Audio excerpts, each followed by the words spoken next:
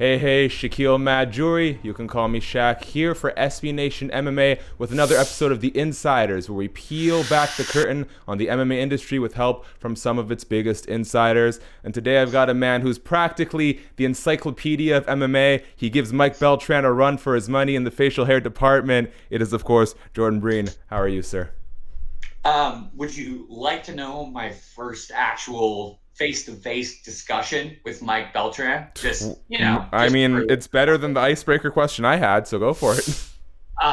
So I done color commentary for Tattoo Palace fights, and it being a California show, Mike Beltran was ascribed being both a referee and a judge. And during one particular fight, Mike Beltran, like his judge's seat was right next to us as the commentary team. And all three of us, me, TJ DeSantis, and the illustrious Phil Baroni, all agreed that perhaps the person who won the fight didn't deserve to have their hand raised. But it was an undercard fight between two local fighters that, frankly, anyone in the right mind kind of understood we're never going to make it to the UFC or Bellator or any kind of organization of note. But at the end of the day, the right person still deserves to have their hand raised. So we kind of launched our protest on commentary and pointed out, this is kind of bullshit. Later, the way things kind of went when anyone, not even just commentators, if you worked at the Tattoo Palace on a fights card, it's a casino. Yeah. So they had at the time, they opened up a buffet upstairs that I think ran till maybe midnight. But if you kind of worked there, everyone went to a place in the Tattoo Palace called the Coyote Grill. And it was the heartstrong restaurant that went all night long. So after fights were done, everyone congregated. And after that time, there was a bar adjacent to it. And so we finished eating, and I thought, I'm going to go get a drink. I'm an inveterate alcoholic. Yeah, might as well. And I walked up, and first of all, one thing people need to know about Mike Beltran is he legit wears a duster. And first of all, dude, are you an It's Always Sunny in Philadelphia fan? I watched it in high school and I got 90%. I caught up, I was the type to watch stuff online in the not most legal fashion. So at some point I fell off the bandwagon, but I got through 5 or 6 seasons at the time. But are you aware of Mac and the duster? Yes. So I think for people of a certain age, that's the only way they can imagine a grown-ass man having a duster on. This man legit wears a fucking duster. And the weird thing is, when you see it in It's Always Sunny, it plays it like a joke. But when you see Mike Beltran in a duster, you're just like, who the fuck is this guy? And what one of my family members is he going to kill? Oh, no. I hear he's such a sweet man, though. And he absolutely is. But Mike Beltran combines being, honestly, I think in this age, because he is such a used referee, he does so many local level shows and does so many UFCs, and he's definitely someone that they fly out to actually do other shows out of jurisdiction, that it's easy to kind of pick apart, oh, here's the time that Mike Beltran screwed up. Yeah. But there's a reason that they use him. When you see a heavyweight fight between two guys that weighed in at 265 on the limit, Mm-hmm. they know for a fact one of these people might clock the other guy in the face and one of them's going to die against the cage. Who do we have that could actually save this wounded person? And Mike Beltran is, I mean, I think there's a couple others. Mark Goddard, Leon Roberts, they got some big saves, but Mike Beltran will submarine himself to tackle a 265-pound, well, during fight time, a 285-pound man. Yeah. And not make it matter. But I rolled up to the bar and I asked for a Jameson double, and that's all I was looking for. And he turned to me and grabbed me on the shoulder. By the way, people like to grade people just on like what their handshake is like. Oh yeah, I know. I don't know how, as a man, you grade someone on how they grab their shoulder, because in most cases, if someone grabs my shoulder, that's either a punch to the face or you pull a pistol. That's just not an acceptable behavior, especially as we talk during quarantine. But Mike Beltran tapped me on the shoulder and said, "Hey, man." And I was like, "Oh, hello, Mike Beltran." And he's like, "No, let me get that shot. And you know what? Let's get another."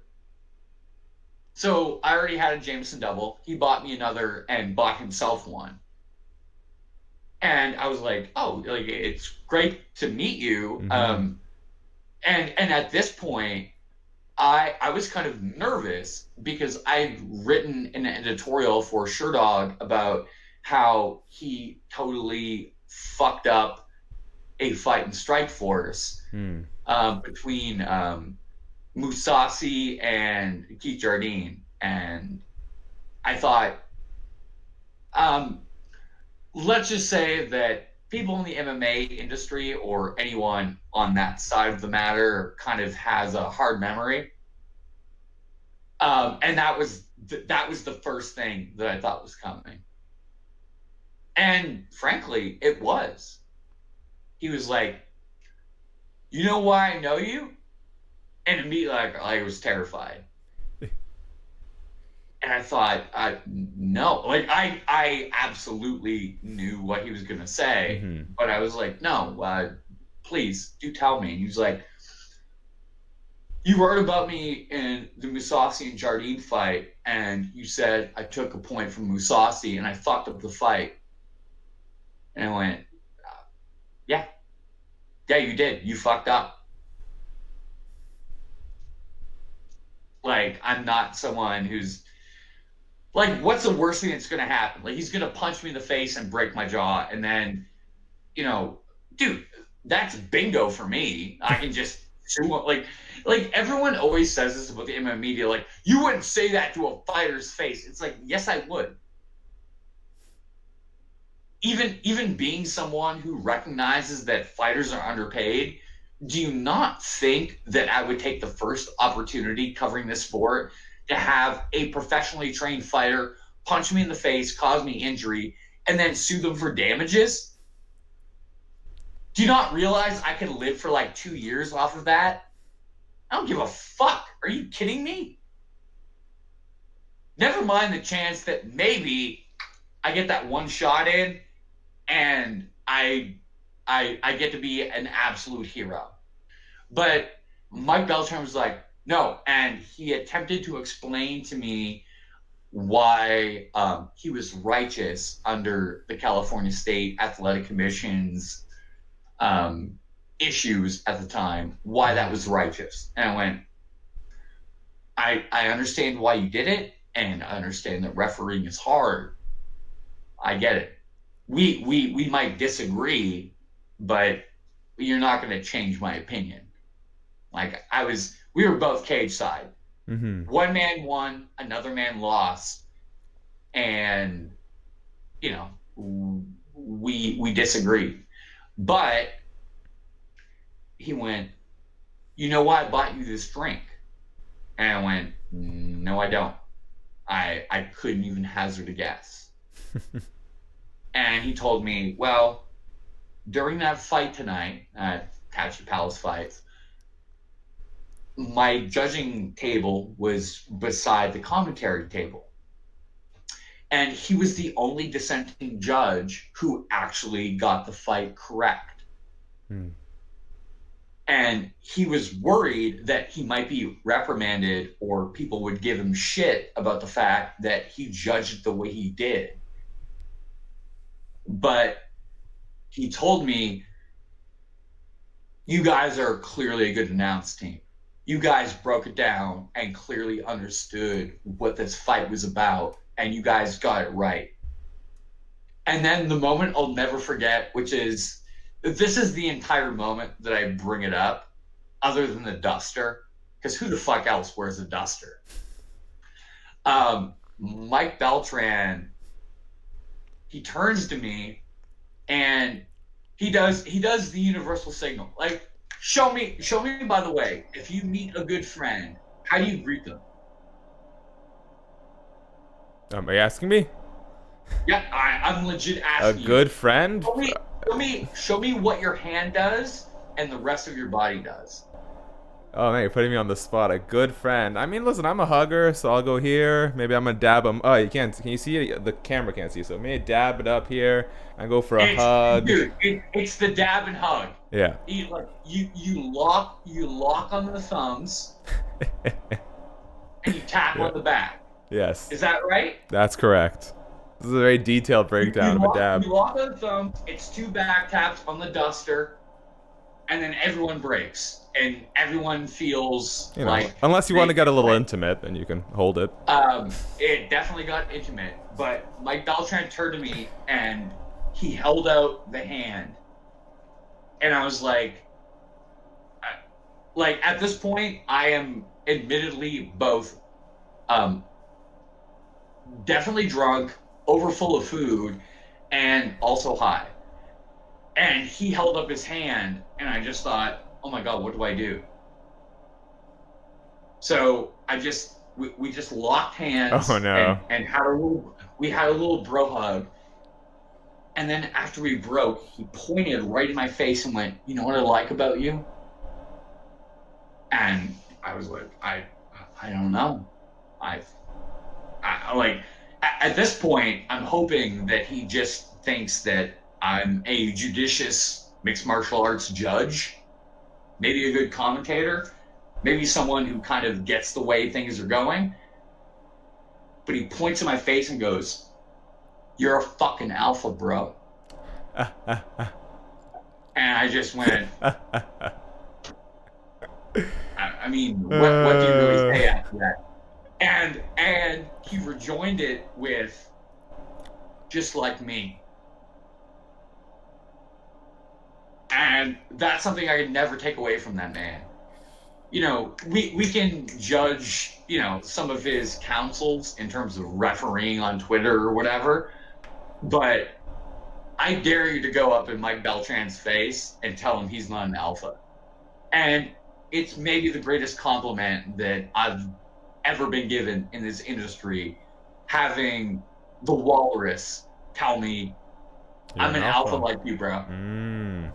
Dig it. Good story. Now, you know, I'd like to point out we're almost 15 minutes into this, and I haven't actually asked a question yet. So I don't think we need to do any... Are you calling me Nick Diaz? No, I got no problems with it, but I think we can just dive into the meat of it at this rate. And so I'm going to jump right to it.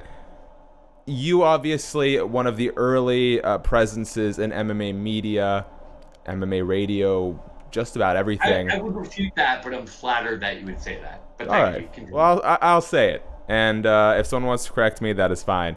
However, you came up in a big part with Sherdog, who for a long time was sort of the gold bearer of MMA. Their name is synonymous in a lot of ways with MMA, especially online. In recent years, however, we've seen Sherdog in a lot of ways collapse as part of the Crave deal. We're going to get to it. What do you think could have been done? Is there anything that could have been done to prevent the collapse of Sherdog?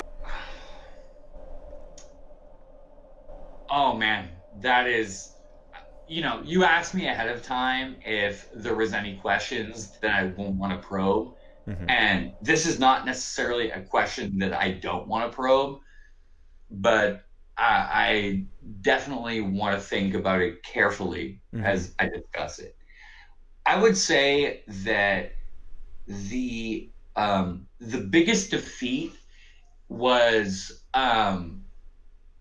Jeff and Garrett, Jeff Sherwood, the Sherdog himself, and Garrett Poe, who a lot of people don't recognize Garrett Poe today. Garrett Poe is such an important piece of MMA history, at least for people of my age. Like, dude, have you ever watched any Sherdog highlight from the old school days? I cannot say that I have. But in my defense, I only really started getting into the sport in 2013. Dude, we gotta do something different now. I want you to legit Google right now a highlight. I would let's even though it's set to U2's Beautiful Day, which is a fucking horrible song by a horrible band. Look up just Sakuraba Sherdog highlight. Doing it as we speak. And I want your reactions all the way through. All the way through. Okay, is this the one on MMA Fight Club? I mean, I can't see what you're looking at. That's but true. If it says Sherdog highlight, I'm assuming that's the one. Okay, let me Sakuraba highlight to start your day off right. Sherdog forums. Okay. If I cannot read. Oh yeah. There's a Sherdog watermark on the bottom of this. All right, perfect. Yeah. All right. Heart of the Gold coming up through whatever fucking skies, whatever the fuck Mono came up with. I'm gonna have to keep the volume. I can't hear the volume too well because I got you in my ear. But we got Sakuraba, Conan Silveira all of a sudden, Vernon White, Carlos Newton, Alan Goes. I should see if I can put this. It lists all of his opponents. Vitor Belfort, Ebenezer Braga. We should see if we can throw this up in the corner of the video. Editors, get on your task. Yeah, it's me you're talking to.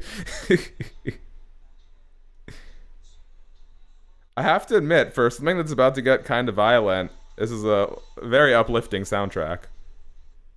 And I think that's part of what makes it, is that as much as I fucking hate U2 and hate that fucking song, it's absolutely perfect. You know what? This is far. First of all, it's a great fit for Sakuraba.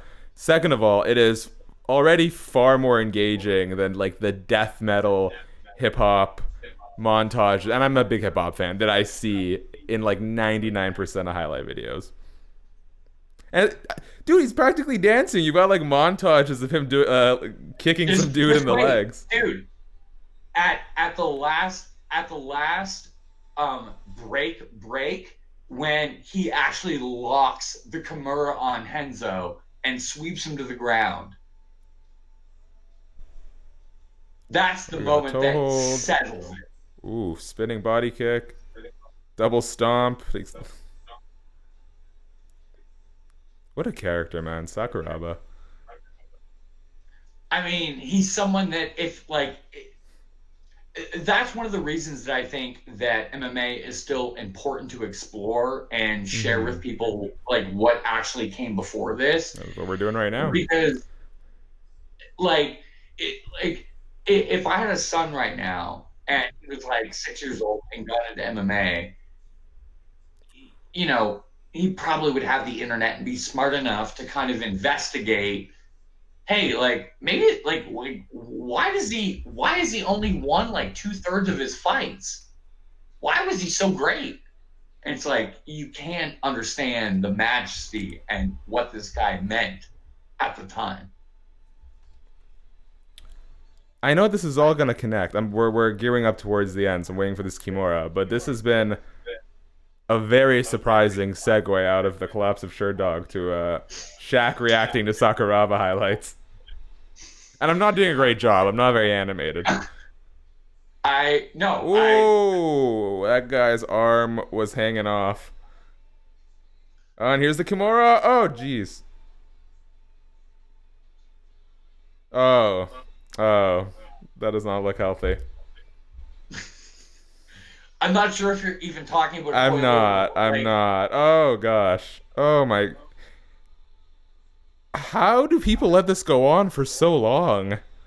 Just like snapping arms off left and right. I would. It's actually funny that you bring that up. I had that thought recently about how if people watched that event today, if people watched Pride 10 today, how would people, or even if they watch Pride 6, Mm-hmm. how would people react to both Sakuraba's Kimura on Hoyler and Sakuraba's Kimura on Henzo, where with Hoyler, his elbow clearly doesn't dislocate. Mm-hmm. He is just in very obvious physical pain. Yeah.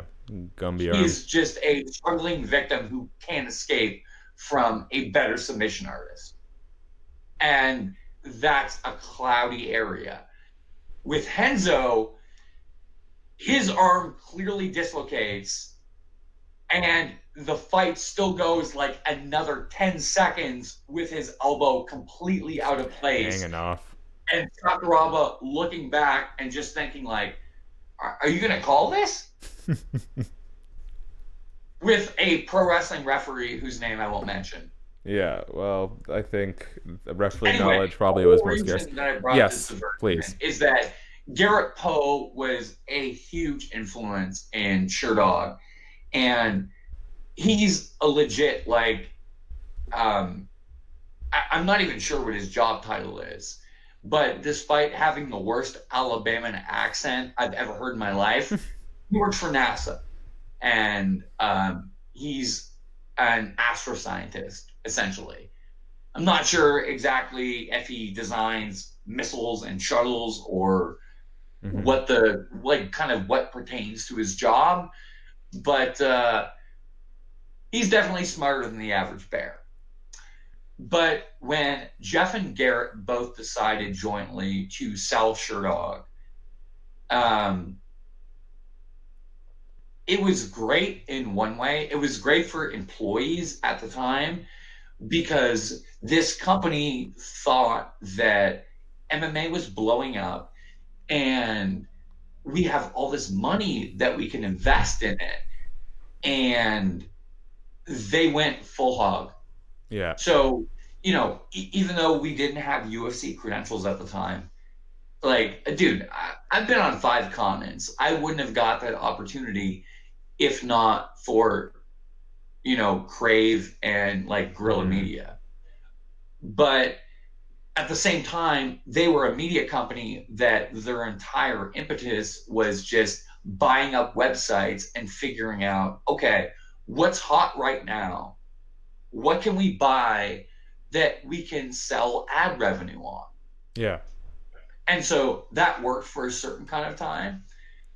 And then once that ran out, it turned into a whole different ball game where everything became kind of tighter living, and we had to cut freelancers, we had to cut freelance budget, we had to restrain our travel budget, and it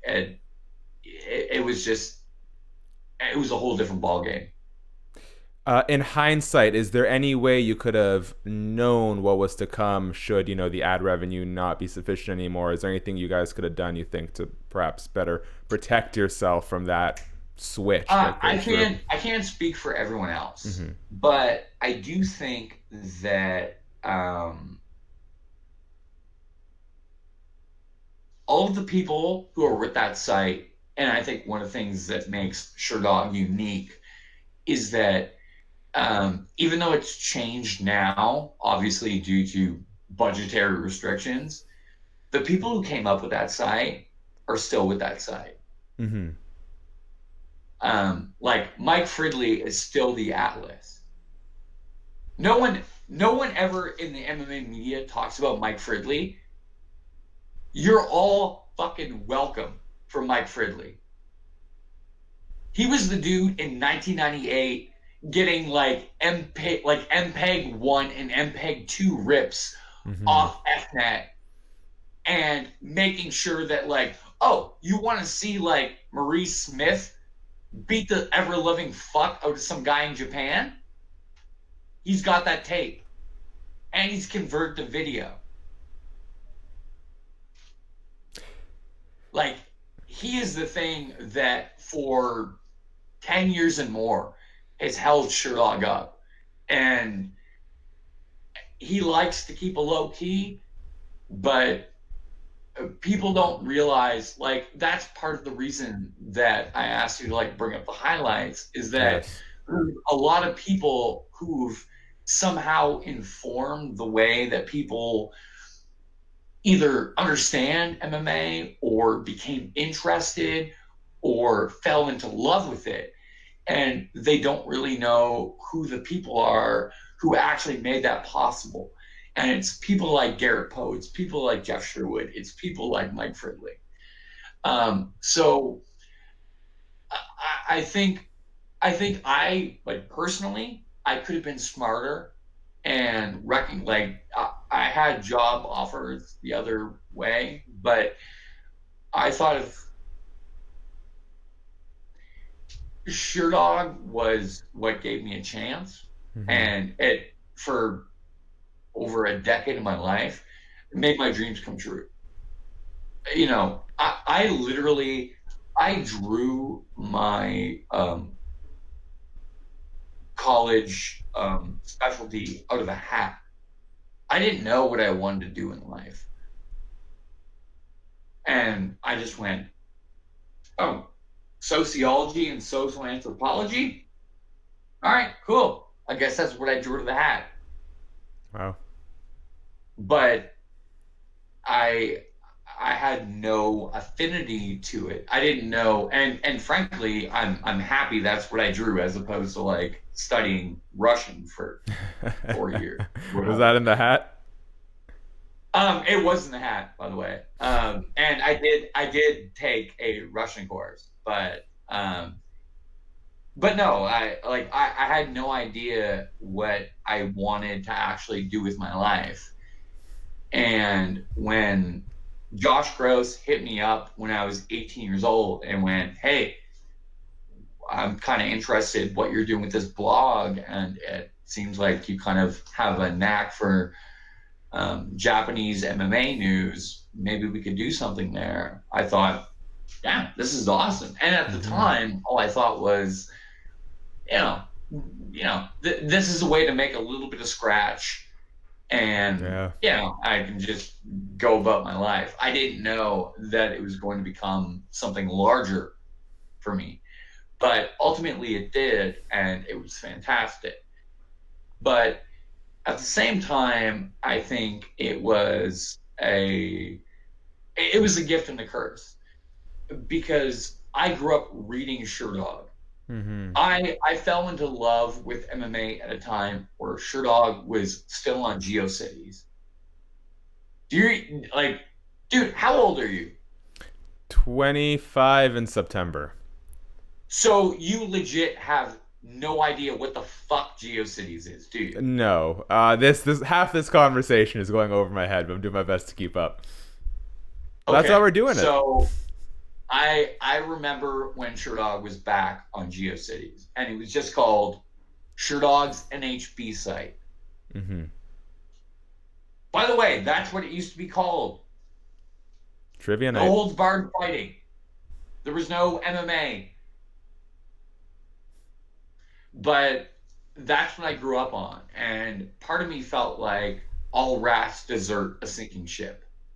And I'm in more ways in my professional life, I'm a loyalist, and that's something that I hold kind of near and dear to my heart. The idea that you don't abandon something when you, even if you recognize that maybe the ship is sinking, you try to figure out the best way to make that ship float, even if you know maybe it's not feasible. And that is kind of the situation I was in. I had other opportunities and I just kind of passed them off and scorned them because even though at that point, Crave had already let, Jeff Sherwood and Greg Savage go, I just thought, no, like, I'm not going to be that person who just like cuts and departs. Any regrets Like, with that call? this is the site that I grew up with. This is what this is how I learned about the sport that I love, and these are the people, even if they've bought out or been dismissed or whatever the case might be, these are the people that gave me purpose in my life and gave me an adulthood that has largely been fantastic.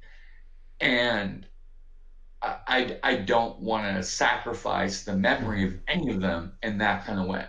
So I held on to all of that in the longest way possible, even though I recognize how kind of the worm was turning. Very quickly before we move on, are you willing to disclose what any of those other offers were? Yeah. Primarily, I had multiple offers from MMA fighting, and I had lobbied long and hard because I am personally a big fan of, at the time, obviously he's with The Athletic now, but Dan Stupp and John Morgan. I lobbied with my boy Mike Bond to maybe figure something out with MMA Junkie. And I had some other talks with people who had ideas about an upstart, Mm-hmm. and just kind of politicking between them. But MMA fighting was definitely the big one, and I just thought, and like, not that I would take it as any kind of slight. Like, MMA fighting is fantastic, It's great. but what I thought was, no, you're a coward if you turn away from the thing that turned you on to this sport. Mm-hmm. And I still internalize that, and I still believe that. So no regrets there. I mean, it's a tough situation to kind of say that now. Mm-hmm. Obviously, things being what they are, and half the globe being in quarantine. I would like things to be more stable, and I do think back and wonder, like, Mm-hmm. dude, what if you took that opportunity? What if you just sent that resume off? What if you just did, that telecommuting video interview? Yeah. But honestly, I would rather die as someone, like, indigent than be someone that I thought of myself was a betrayer. Yeah. And that's like, professionally, business wise, financially, that's definitely not the smart move to make. But like I said, I'm a loyalist. Yeah. Well, I dog, and until the moment that the company that bought it from the man who educated me on the sport actually said, you no longer work here, I was going to work there. well, and ultimately, you're the one you have to face in the mirror every day. So you've got to do right by yourself. Since you bring up fighting, junkie, etc., with with the entry of ESPN and the Athletic into this MMA space, we've seen a lot of major websites gutted. ESPN obviously got a hold of Ariel Helwani, Mark Raymundi. The Athletic got Chuck Mendenhall, Sean El-Shadi. Luke Thomas went independent, as well as doing stuff with Showtime now. And so you're seeing both junkie and fighting bringing in a lot of new talent. With that, obviously, comes some time for these new guys to adjust to these big roles. Where do you hear a lot of the sort of vocal minority of MMA fans go, this site is dead, that site is dead. As someone who's kind of experienced how bad things can go, Do you think websites like MMA Fighting are good for the long run, and how would you recommend these websites help better protect themselves as this landscape continues to change?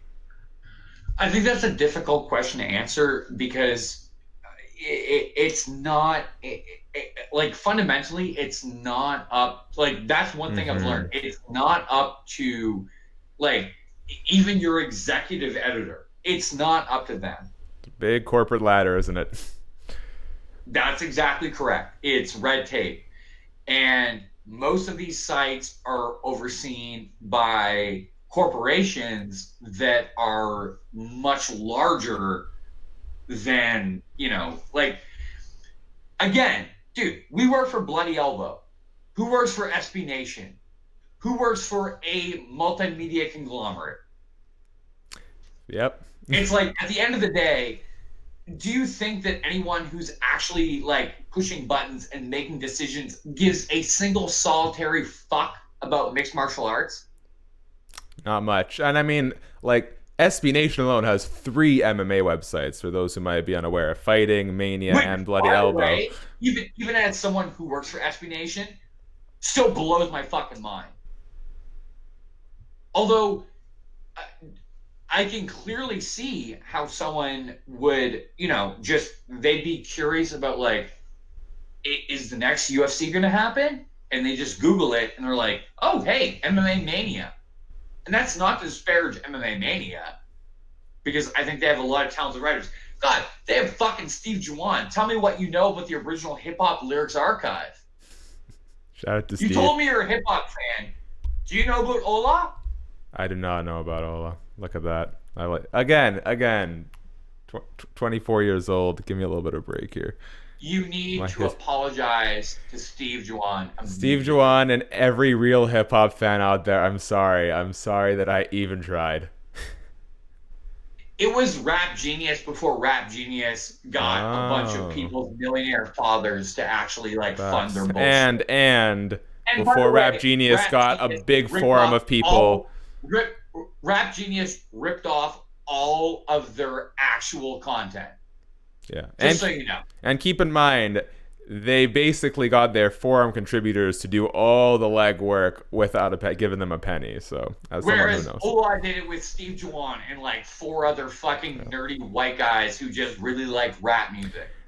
Let's talk a little bit about the future, because one thing I think MMA Media is very slow on, like a snail's pace, is moving on with the times. Despite how much of this is going digitally, you've seen in the last couple years, I'd say, these webcam interviews start blowing up. You see James Lynch out there 8 times a day churning out content. I knew who you were going to bring up immediately. I'm not. Who you bring up secondarily. I love James Lynch is a homie. He's helped me out a lot. He's local.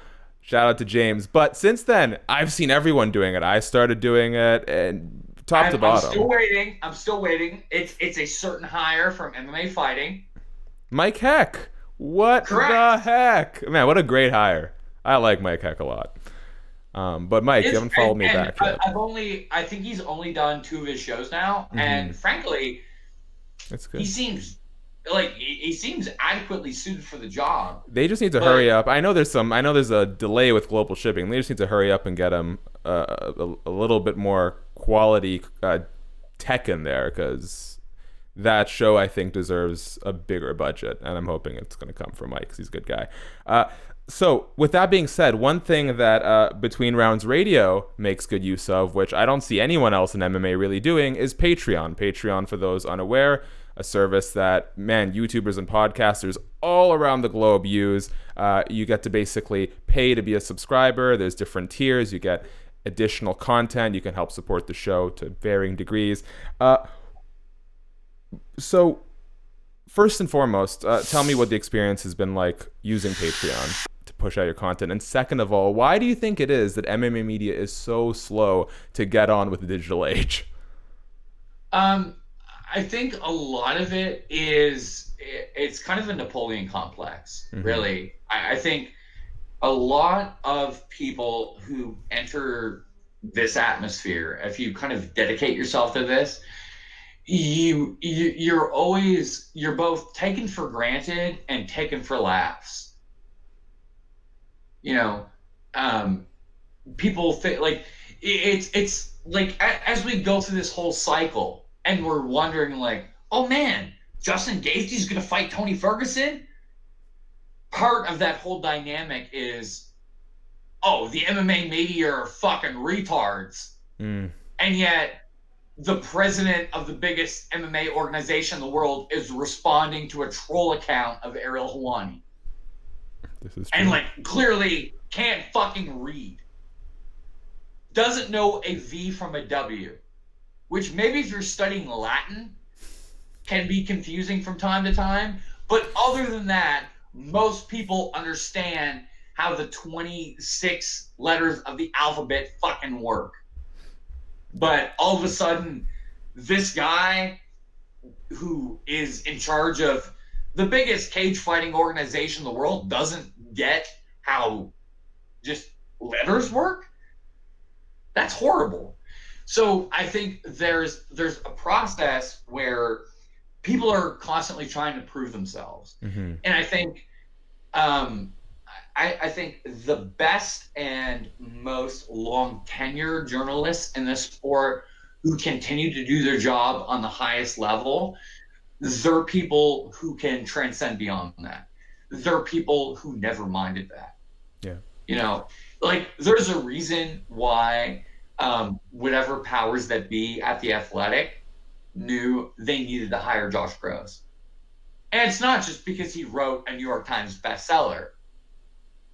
Like, he's legit, and I say this, even admitting he's the man that hired me and gave me this livelihood, but he's the greatest MMA journalist ever.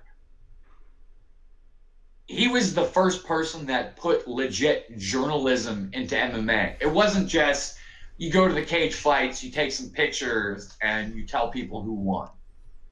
He was the first person, you know, to ask, you know, are you on steroids?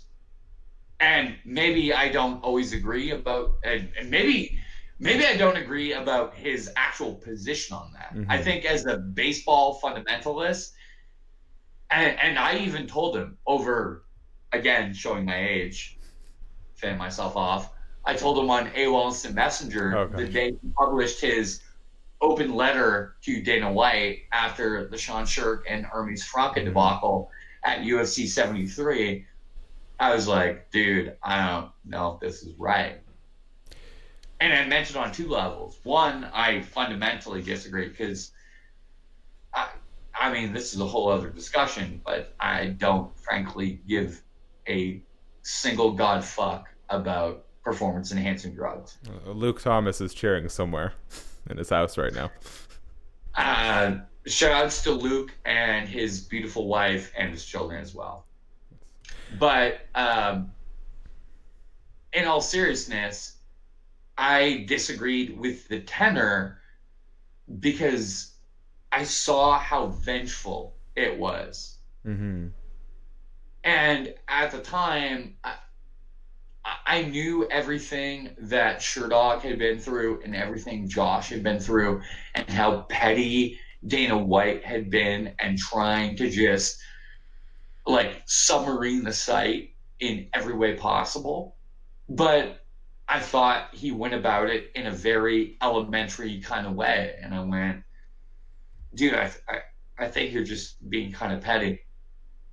And he just went, no, this is what I think is necessary.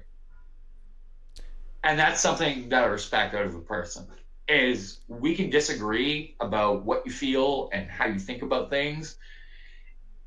But even if to this day, I still think it's laughable and it's still for people that have been a fan for long enough, even if it's like a low-key meme that people still like to kind of bring up and be like, oh, Josh Gross's open letter, steroids. I can never disrespect it because even though I openly disagree with it and told him outright, like, I think this is bullshit, he just went, no, this is what I feel. and I'm the executive editor of this site, and I have this editorial right. I mean, you can disagree with it and you can say it publicly, but no, this is what I have to say. This is how I feel about the sport. And to me, he is more than anyone the person that really shaped, and that's part of too why it kills me when people, like I made in jest about like Dana responding to Ariel Helwani. Yes. But did you also see, and this was like troubling for me because I think he's one of the best stand-up comics on the planet, and I've actually been to Kill Tony twice. Did you see post WrestleMania comedian Tony Hinchcliffe's back and forth with Ariel Helwani? I did not.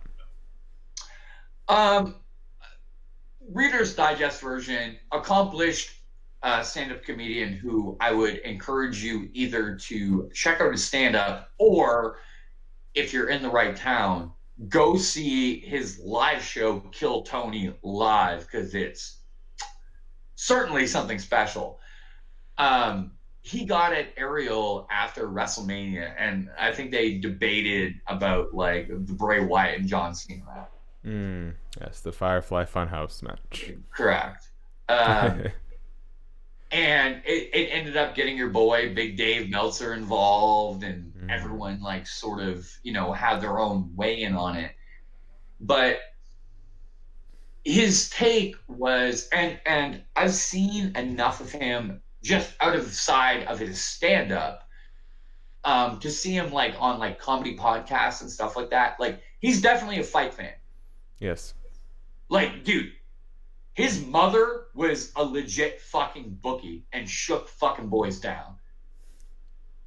Impressive. Like, Tony Hinchcliffe, even if he seems like a tiny ass fucking dude and is like a bit of a nerdy comic, this guy is a fucking hard ass dude who is formed by some hard ass situations in his life. And you can only figure that would kind of lead up to being a fight fan. But he's a legit fight fan, but he's a very casual fight fan.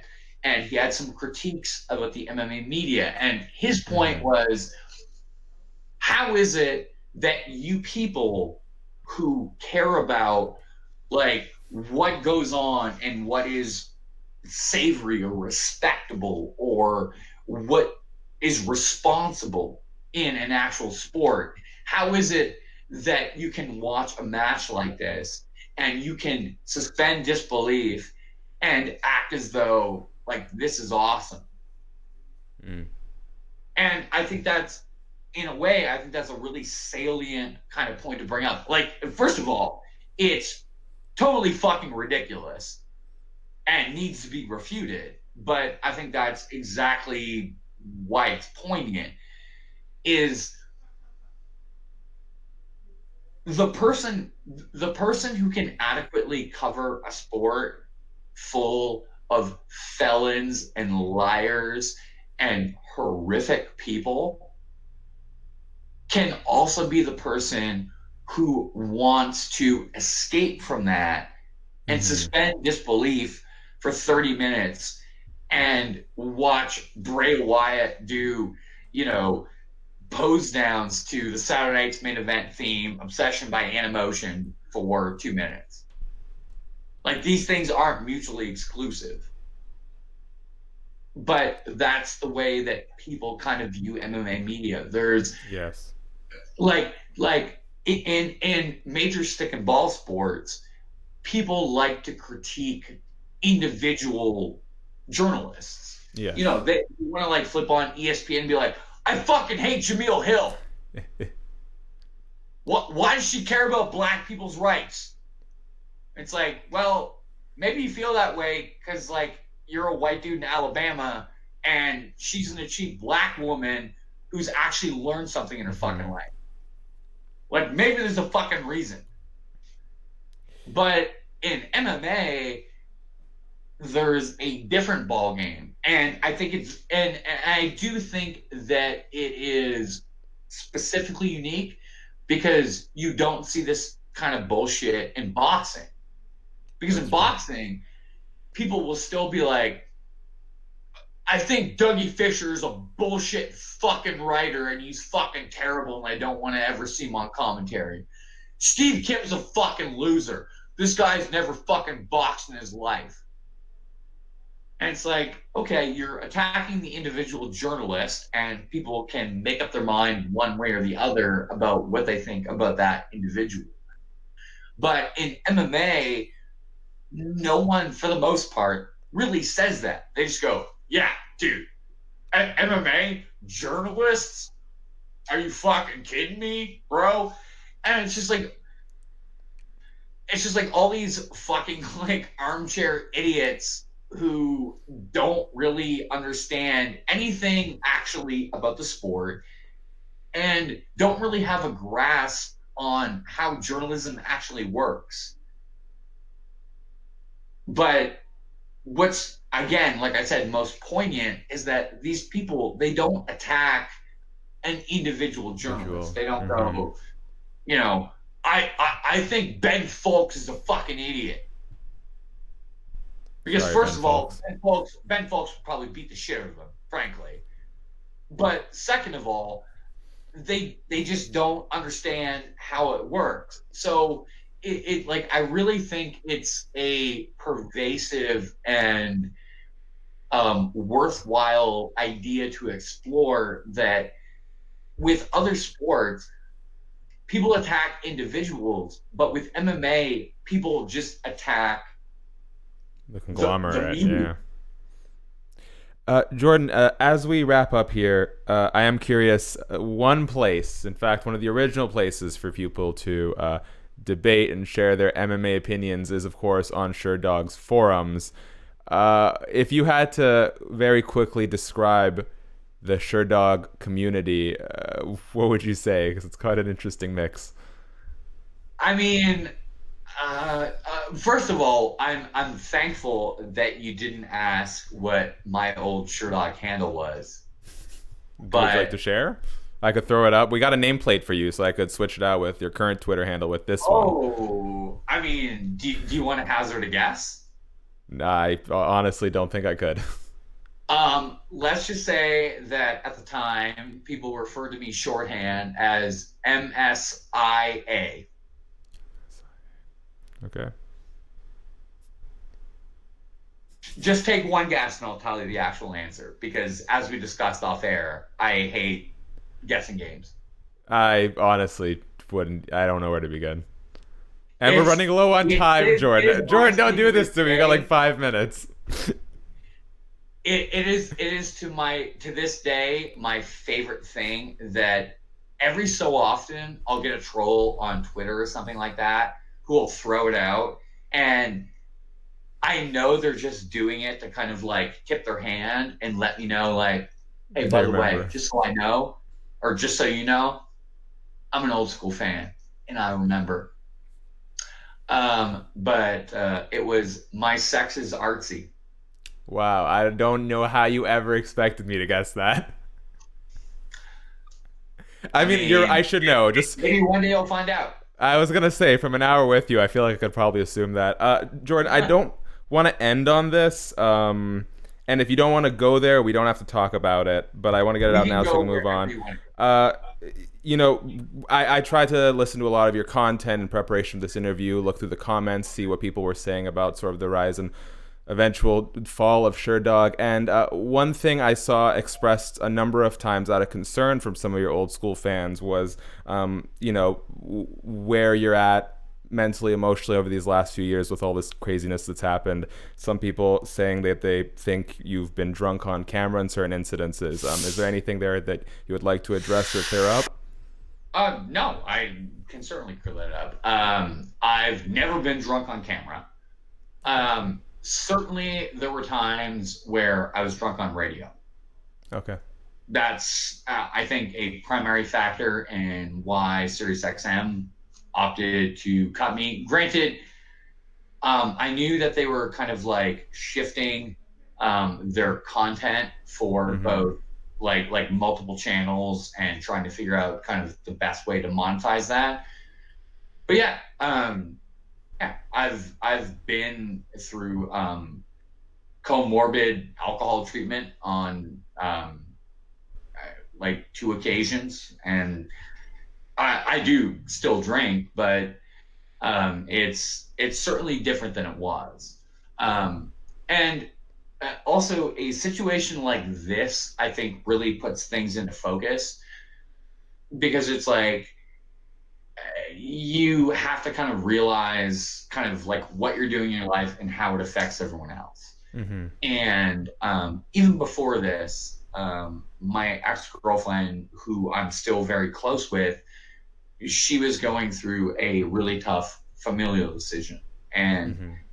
I don't mean this to blame her in any way. I don't want this to come off this way. But frankly, she was a bartender who worked 5 nights a week, and I would spend all of those 5 nights at her bar getting free drinks. And a lot of a lot of the issues that we had were based on drug and alcohol abuse.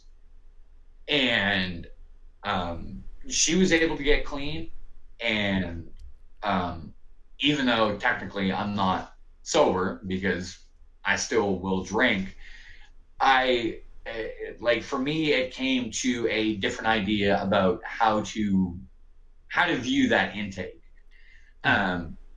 It used to just be things were boring or tedious, and I would just think, oh, dude, just take a couple shots of Jameson, like everything's gonna be better. Mm-hmm. And then you suddenly realize, like, not only do I have to do a radio show where I have to talk about a UFC card that has 40 fights on it, I have to be the anchor. I have to be the anchor who's seen like the Filipino guy who is like 4-2 and is only pulled on this card because he's from the Philippines, and it's just like, oh Jesus, like it becomes even harder, and you just take another couple drinks and that's that. But now, I mean, post Sherdog, it's kind of been easy in a way, and which is kind of ironic in a way, because part of the way that I've supported myself is, I kind of wondered throughout that time after, they cut me, just thinking like, well, what's my next move? What do I do? Like, it's not like there's a huge amount of openings in the MMA media.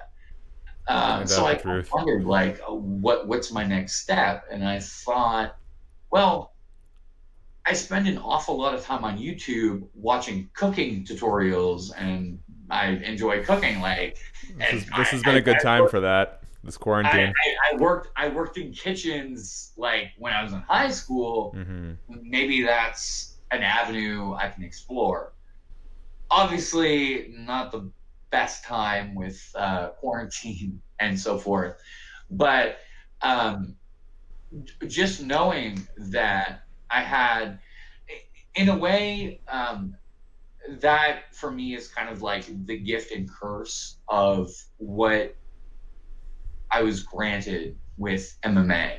Mm-hmm. Is I got what I thought was my dream job when I was like, I don't know specific. I know what day I wrote my first article for Sherdog, but I don't know what day specifically Josh Gross gave me the go-ahead. But essentially, I was 18 years old, and I just thought, I have a full ride scholarship to the most nerdy university in all of Canada. Yeah. How could I possibly fuck this up? Like, I can just phase through the next 4 years and actually make money doing this thing that I've loved for the last, at that point, 6 or 7 years of my life. Mm-hmm. This is incredible. And they're going to fly me places and I get to travel all over the world. This is awesome. How could I ever refute this? But I would say in hindsight, it afforded me a liberty that I don't think I was ready to deal with. Mm-hmm. You know, and for the most part, it's like partying on the road and stuff like that. Like, it's if you're a certain kind of person and you work on the media side, you kind of understand. Like, the night after weigh-ins, it's on like Donkey Kong. Bro, man, I am relatively lame. Like, I like to party, but I like to be home like, I want to be in my own bed. I want to like be home at like a reasonable-ish time. Man, the first MMA Media party I went to, I looked at my clock. I'm like, it's 4 in the morning. What are these people doing? We didn't get there till like 1 a.m. I don't think I could. Like, it's nice to dip your toe into once in a while, but I can't imagine what it would be like to not. And it's easy to say, oh, you just don't go. But when you're on the road, you're by yourself. Your peers become your friends, and this is what they're doing. I can imagine it's really easy to get sucked into that. Yeah, but at the same time, that's not what sucked me into it. Mm-hmm. It was just the job itself, and maybe I shouldn't say it was the job that sucked me into it, because I spent years doing this, and like, yeah, maybe Greg Savage still has phone videos of me like vomiting a strawberry milkshake in a Los Angeles diner at 4 in the morning. But no, I didn't go home at any time and just think I got to binge drink. It was something that was completely independently developed, but it was something that I independently developed at a time where things were also troubling, things were also hard, and I just thought, hey, like, maybe this would be easier if I did, a couple shots and whatever. But in circumspect, just through therapy and treatment, I've realized enough about kind of like what my triggers are and just how to compartmentalize different things, that it negates it. And before, it would just be like an everyday anxiety where I woke up and thought, oh my God, like, do I really have to write 1,000 words about like John Copenhaver's trial? Mm-hmm. And like something like that would be so impactful for me that I would just be like, there's no way that I can possibly get through this without drinking. Jordan, man, I want to thank you so much for being honest and candid about that. I know it's not always the easiest subject matter, and it's really great to hear that you're in a better place now, and that like you said, I'm not a doctor, but I don't believe the idea of being strictly sober is a blanket statement that applies to everyone. Some people need it. Some people know what they need to keep themselves. I think the truth is, I think I'm fortunate in that way. Yeah. And I know that not everyone can be in that place. Mm-hmm. Like there are some people who I know and am close with who, say like, oh, like, yeah, dude, I can have a drink or two. And then they go on like a week-long binge. And like it wrecks them in a way. I just think that I've been fortunate in one way, that I was gifted a career in this industry, even if it become harder maybe in the last 18 to 24 months. But I'm also gifted in the way, and just the way I was able to recover. Yeah. Because there are definitely some people that, when they get sober, they can't touch alcohol. Mm-hmm. And it wasn't just alcohol for me at that point in time. I still smoke weed, but I don't really, like, I very seldomly buy.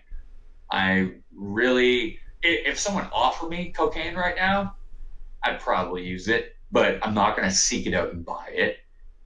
If I go to a concert I'm just going to buy the ticket. I'm not going to think, oh, I got to hit up my man and buy Mm. MDMA. That's actually a big part of that too. Is are you going first? Is the substance and is it a supplement to what you're doing? Is it the reason you're doing it? Right? Are you going to the concert because you like the music, or are you going to the concert to do the drugs? Exactly. Mm-hmm. And it was that kind of differentiation that kind of woke me up and made me realize, like, no, dude, like, at the end of the day, you still love this shit. And, like, this is what you're passionate about. You can still have a drink from time to time, but you always need to keep an active mind and recognize, like, maybe why you're doing it. And, Jordan, and oh, for sorry. me, for me, that was kind of like the wake up call, is recognizing that I was doing things in my life where I was, it was no longer a supplement. It was the reason. Mm-hmm. And I took a step back and kind of recognized, like, dude, that's fucking crazy. Not only are you wasting enormous amounts of money, but like you're not being your best self. You're not Mm-hmm. enjoying the things that you could actually enjoy sober. So yeah, like, I don't have any precautions about if someone calls me out and is like, hey man, like, I want to meet you for a drink, and I don't mind getting hammered and going home, because now I know how to contain myself and know, like, in the back of my head, even if I'm drunk, I know this is where I was before, this is Yeah. where I'm at now, and these are the kind of circumstances that led me to that. So here are the provisions that I kind of need to heed in order to keep that all in order. So if it means, yeah, maybe I have a late night out at 3 a.m. and make some like stupid Twitter posts or whatever, I can deal with that blowback. A But dad tombstoning his son in the middle of a wrestling ring, for example. I mean, I mean that's another issue. I mean, I don't even think that requires drinking. I No. mean, that's I think the WWE kind of served up a whole different kind of hallucinogen. I actually saw a Twitter post that was critiquing the Firefly Funhouse match, and the critique was, oh, all I see now is pro wrestling fans that have never used hallucinogens first trying to understand what hallucinogens might be like.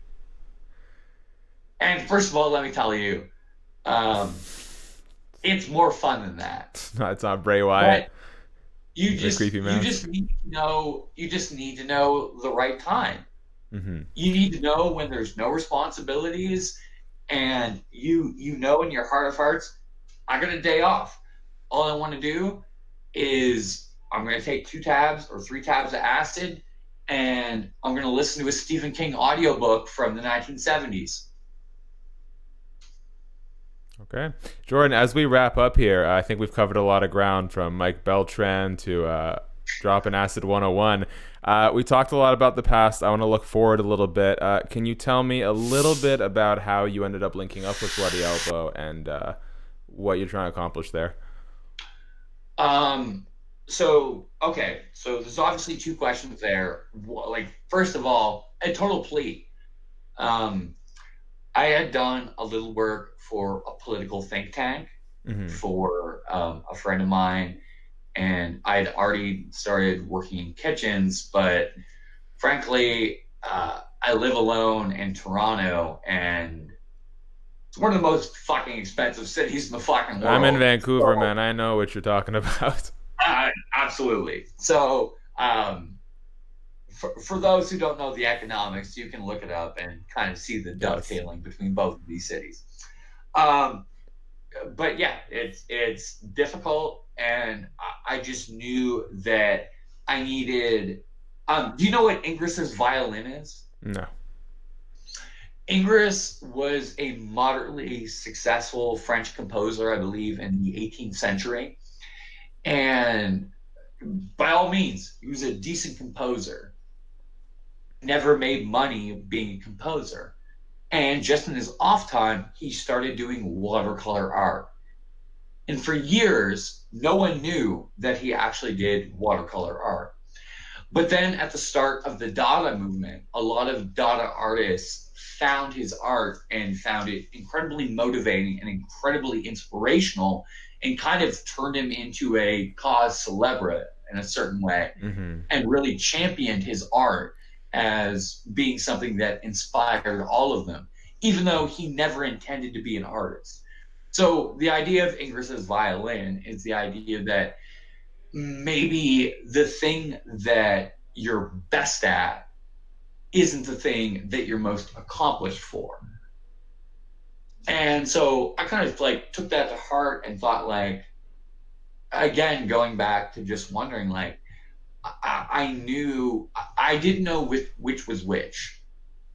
I wanted to figure out something that I was good at. I like to think that I'm pretty good in the kitchen. And frankly, not to do the Barry Horowitz tap on the shoulders, but when you're vegan, it takes another level to actually be able to like make a meal for someone else. Facts. You know, it's definitely an extra level of coordination. But I tried to kind of figure out, like, what's my violin? Like, is you know, the MMA media what I'm just designed to do? Because in a way, I kind of thought it was silly, because I thought, well, I like to think that, you know, I'm not your average bear like Yogi. And certainly I fell into this because it was a passion. You know, I wasn't groomed from day one to be an MMA journalist or an MMA writer or anything like that.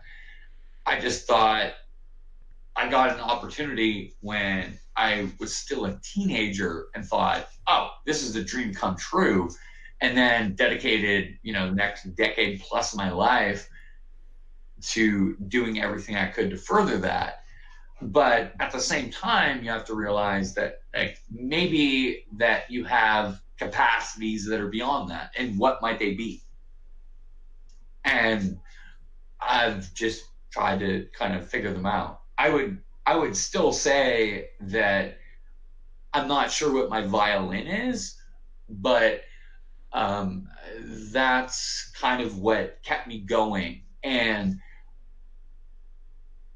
I looked out to other sites, and as we discussed, sites that had previously offered me jobs, and they were fairly unresponsive. But I had a good relationship with Nate Wilcox, and I reached out to Bloody Elbow. And when I did it, one, I felt like Nate was a safe person to reach out to, because I thought that he was someone shrewd enough to kind of understand what was going on with the MMA media on the whole, and hopefully, you know, heart of hearts, hopefully think that there was some value in whatever I could provide in an editorial manner that he would want to have me on. The other thing is, you asked me, is what drew me to Bloody Elbow. And obviously part of it, like I just explained, was desperation and my relationship with Nate, but also the fact that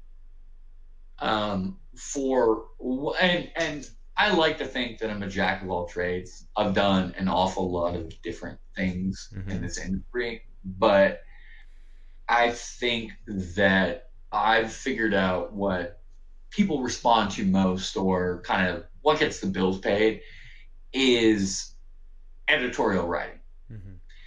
And doing editorial writing, there's always a question of, is there a squeeze on you? What are you going to say? You know, do we have, you know, financial backers who are also in bed with the UFC or Bellator, or you can't say this, you can't say that? And that's something that I always love about Bloody Elbow. is that, like for me, Bloody Elbow is like the only remaining blog. And that sounds like a diss to a lot of people, especially in a journalistic sense, but I mean it in the best way possible. Because I know for a fact that almost every person who makes a decision in this sport, whether it's someone from the UFC, from Bellator, from One Championship, Ryzen, people who work for athletic commissions, they read Bloody Elbow every day. Every fucking day. And for me, it feels kind of like the last bastion where people can. I don't think it's the only good source of MMA editorial writing, but it feels like, for me, the last bastion of MMA editorial writing where people can just be honest. Mm-hmm. And, people can argue in the comments and whatever, but those commenters, they're always the people who come back and read every day. And to me, that feels like what I grew up with, and that's the best. It's the best ideation of what I still want the sport to be. What makes it most enjoyable for me? What makes it most enjoyable to figure out? Okay, such and such a thing happened. X, Y, and Z. What do I have to say about it? And I don't have to worry for a second about what someone's going to say about it, or what an editor's going to ask me, like, what did you mean by this? We have a sponsor who doesn't really agree with this. I don't have to worry about any of that shit. That's what I love about Bloody Elbow. Right down to the fact that it has, of any preeminent mixed martial art site, the most unapologetic domain name possible. Oh, geez. Tell me about it. Jordan, man, I think we covered a whole lot of ground here. I want to thank you so much for making the time, from your days at Sherdog over to commentating for Strikeforce, now with Bloody Elbow and everything in between, SiriusXM. You're a true innovator and an original, and I want to thank you so much for making the time today. I'm flattered that you'd say so, and I'm happy to take the time, man.